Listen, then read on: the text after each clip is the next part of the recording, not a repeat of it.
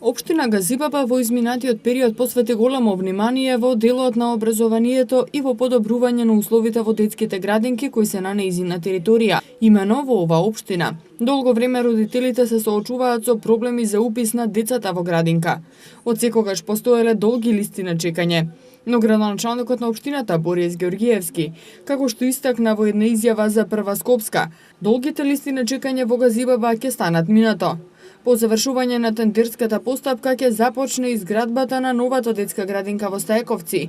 Ќе се прошируваат објектите Морковчево и Румлери и Калинка во Железара. Повеќе пати граѓаните барале од општината градинката во Железара да работи и втора смена. Со проширувањето на капацитетот на градинката за нови 3 занимални, ќе им се овозможи на родителите да ги изгрижуваат децата и во втора смена.